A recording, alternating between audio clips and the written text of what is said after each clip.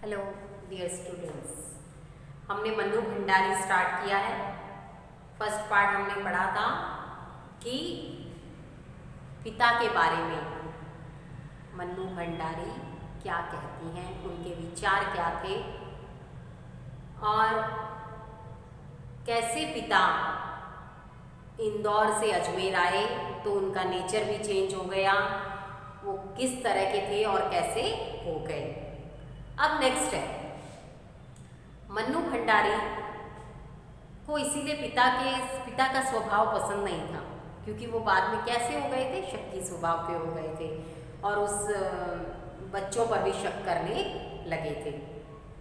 तो मन्नू भंडारी कहती हैं कि बचपन में मैं मरियल, काली, दुबली पतली थी और जो मेरी बहन है 2 साल बड़ी बहन सुशीला, वो सुंदर थी, रूपवती थी। तो पिता उससे ज़्यादा स्नेह करते थे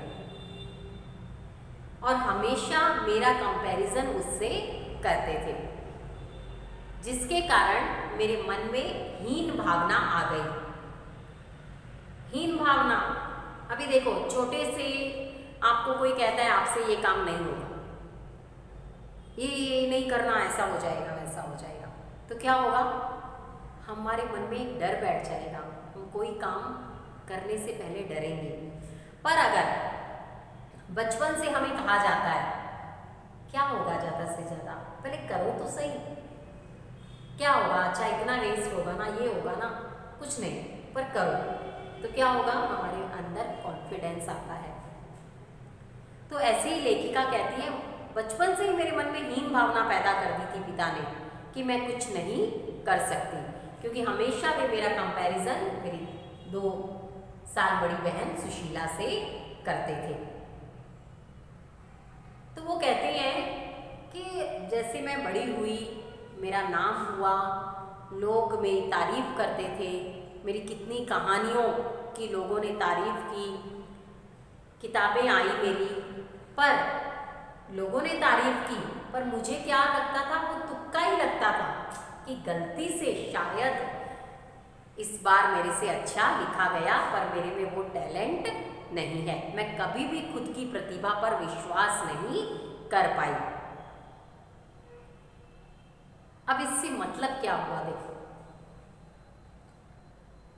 पिता ने, ध्यान से सुनना क्योंकि ये आपको लिखना पड़ेगा, कि पिता को शक्की किसने बनाया, उनके किसी रिश्तेदार ने धोखा दे दिया और उन्हें इंदौर छोड़कर अजमेर आना पड़ा। उनकी परिस्थिति गिरती गई, और वे अपने बच्चों का पालन पोषण नहीं, पूरी अगर उनकी इच्छाएं पूरी नहीं कर पाते थे तो वे दुखी हो जाते थे और वे सब पर शक करने लगे थे। मन्नू भंडारी को पिता का ये नेचर पसंद नहीं था, पर मन्नू भंडारी भी कैसी हो गई, पिता के जैसी ही तो हो गई, क्योंकि पिता ने बचपन से जो उसके साथ ऐसा व्यवहार किया, तो बाद के दिनों में वह खुद की प्रतिभा पर भी विश्वास नहीं करने लगी। वो भी कैसी हो गई, खुद पर ही शक हो गया ना, ऐसा हो गया।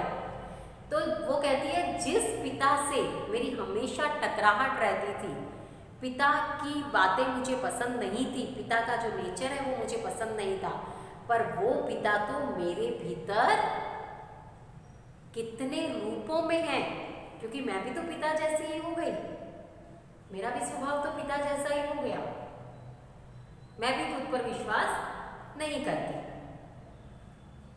तो इस तरह से ये बताया है कि लेखिका जिस पिता से टकराहट करती थी, और वो पिता तो उनके भीतर भी कितने ही रूपों में विद्यमान है। फिर है लेखिका मन्नू भंडारी और 5 बहनें हैं। 5 बहनों में सबसे छोटी मन्नू भंडारी, 2 भाई 2 बहनें। एक बहन की शादी तो पहले ही हो गई थी जब यह 7 साल की थी, तो इसे वो तो कुछ याद नहीं है, पर सुशीला के साथ खेले हुए खेल उसे याद है। उससे पहले बताया है कि अपनी माँ के बारे में, कि पिता के ठीक विपरीत थी हमारी बेपढ़ी लिखी माँ, क्योंकि वो पिता की जातियों को अपना प्राप्य समझकर ग्रहण करती रहती थी और कुछ भी नहीं बोलती थी। यानी ये तो मेरी किस्मत ही है, और ऐसा करके वो पिता की जातियों को भी सहन करती रहती थी। जो भी पिता तकलीफ देते थे, गुस्सा होते थे, सारा वो सहन करती थी और अपने बच्चों की भी हर फरमाइश को वह पूरा करती थी। उसने अपने लिए कभी कुछ नहीं मांगा, सब कुछ अपना जीवन बच्चों और पति पर ही न्योछावर कर दिया। तो लेखिका कहती है, पर माँ मेरा कभी भी आदर्श नहीं बन सकी, क्योंकि माँ जो चुपचाप सहन करती रहती थी वैसी मैं कभी नहीं बन सकी। मैं तो कैसी बनी, पिता के जैसे ही विरोध करने वाली। ये हुआ माँ का नेचर। फिर है कि ये 5 बहनें, तो लेखिका सबसे छोटी और बड़ी बहन की शादी हुई थी तब तो ये 7 साल की थी, इसे कुछ याद नहीं है। तो इसने अपने खेल किसके साथ खेले, छोटी मतलब अपने से 2 साल बड़ी बहन सुशीला के साथ बहुत सारे खेल खेले। सतोलिया, लंगड़ी टांग, पकड़म पकड़ाई, काली टीलो, ये नाम दिए हैं। सतोलिया यानी साथ वो ऐसे रखकर और उसको मारते हैं, वो वाला गेम जिसका अब हम नाम दूसरा बोलते हैं। फिर काली टीलो है, फिर पकड़म पकड़ाई, लंगड़ी टांग यानी एक टांग पर खड़ा रह के, वो सिर्फ आपको नाम लिखने हैं, उसको कोई डिस्क्राइब नहीं करना है। तो वो खेल खेले। फिर हमने लड़कों के साथ पतंग उड़ाने का, और पतंग का जो माजा होता है ना उसको बनाने का, यानी कांच लगाकर जो बनाते हैं वो बनाने का काम भी हमने किया। गिल्ली डंडा भी खेला। पर हमारा दायरा था घर और लड़कों का दायरा था घर से बाहर भी वे खेल सकते थे सब जगह। पर तब घर, एक घर की 4 दीवारी ही घर नहीं होता था, पूरा मोहल्ला घर होता था। ये समझना, ये सब जैसे बता रही हूँ वैसे वैसे लाइन लिखनी है आपको। पर तब के टाइम में क्या था, घर की 4 दीवारी ही घर नहीं होता था, पूरा मोहल्ला घर होता था। तो हम सब मिलकर सब खेल खेलते थे। पर लड़कों का दायरा बड़ा होता था, वो बाहर भी जाकर खेलते थे। तो पूरा पड़ोस हमारा घर होता था, और कुछ तो आस पड़ोस वाले घर के सदस्य ही माने जाते थे। तो तब का क्या था कि पड़ोसी कल्चर था। पूरा पड़ोस, सारे पड़ोसी एक घर के सदस्य की तरह ही रहते थे। ये तो हुआ तब का।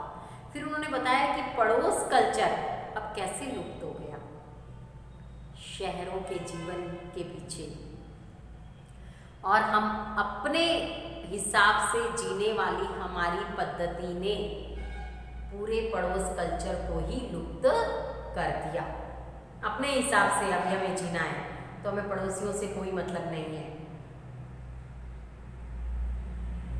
हमारे आज़ादी और इसी हमारी मनोभावना ने पूरा पड़ोस कल्चर ही लुप्त कर दिया।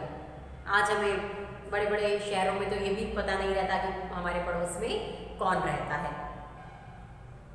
तो वो कहती हैं, पर उन दिनों जो मैंने अपना जीवन बिताया, बचपन बिताया, वो पड़ोस आज तक मुझे याद रहा।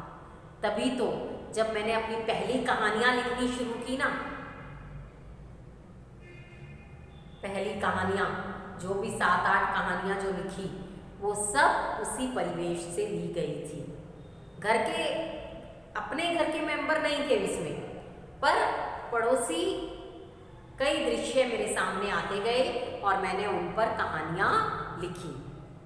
और एक और बताया इसमें कि दास साहब तो ऐसे मेरे मस्तिष्क में चित्रित हो गए थे, उनकी वाणी भी, कईयों की हमें बोलचाल भी याद रहती है ना, वो कैसे बोलते थे, तो वो सब मेरे मस्तिष्क में ऐसे फिट हैं आज तक भी कि एक मैंने महाभोज लिख डाला, यानी जो उन्होंने उपन्यास लिखा वो भी उन्हीं के आसपास के परिवेश से लिया गया है, जो बचपन उन्होंने जिनके बीच बिताया, यानी उनकी शब्दावली, उनके शब्द भी आज तक याद हैं।